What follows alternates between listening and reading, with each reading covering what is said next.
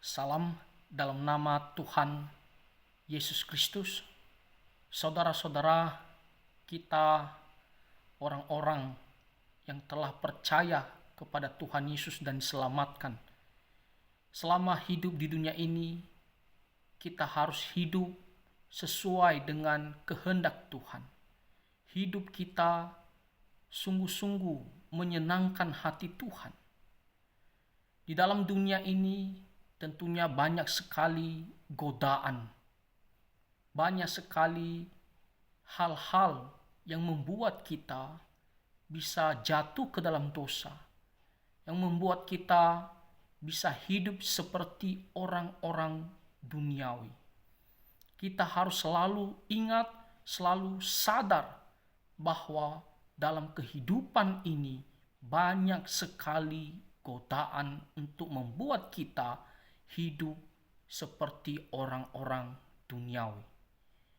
Oleh karena itu, firman Tuhan di kitab Efesus pasal 5 ayat 17 mengingatkan kita bagaimana sikap kita sebagai orang-orang Kristen dalam menjalani kehidupan kita sehari-hari. Di sini dikatakan Efesus pasal 5 ayat 17, sebab itu janganlah kamu bodoh, tetapi usahakanlah supaya kamu mengerti kehendak Tuhan. Konteks daripada firman Tuhan ini yaitu pengajaran bahwa kita orang-orang Kristen harus hidup di dalam terang.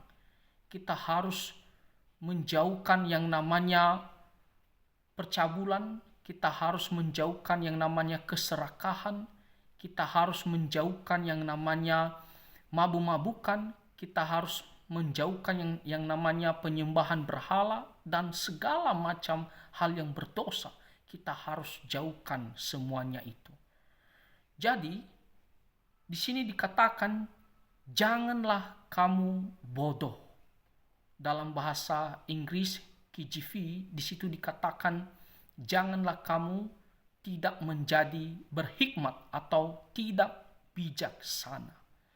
Tidak bijaksana artinya tidak benar-benar menilai, memikirkan, mempertimbangkan hal itu benar atau tidak. Tetapi melakukan sembarangan saja. Apa yang dia mau, dia lakukan tanpa pertimbangan. Dia lakukan apa saja yang dia mau, sembarangan saja. Nah, kita tidak boleh hidup seperti demikian. Itu adalah ciri khas orang-orang duniawi. Yang penting menyenangkan nafsu mereka. Mereka lakukan. Tidak berpikir baik-baik apakah hal ini berdosa atau tidak. Tetapi kita sebagai orang-orang Kristen diingatkan janganlah kita menjadi bodoh atau tidak bijaksana. Kita jangan bertindak sembrono saja dalam hidup kita. Tetapi di sini dikatakan usahakanlah supaya kamu mengerti kehendak Tuhan. Usahakan. Artinya kita harus benar-benar berjuang sekuat tenaga. Untuk apa? Mengerti kehendak Tuhan. Kehendak Tuhan itu apa? Yaitu segala hal yang ada di dalam ajaran kebenaran firman Tuhan. Jadi kehendak Tuhan adalah firman Tuhan. Hal-hal apa yang harus kita lakukan, yang harus kita patuhi untuk menyenangkan hati Tuhan.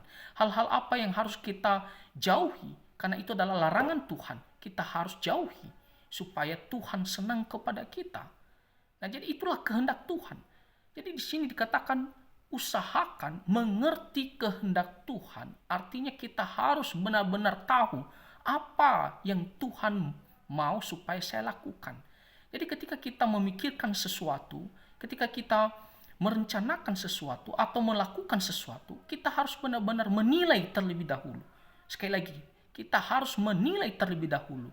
Apakah hal ini sesuai dengan kehendak Tuhan, sesuai dengan firman Tuhan atau tidak.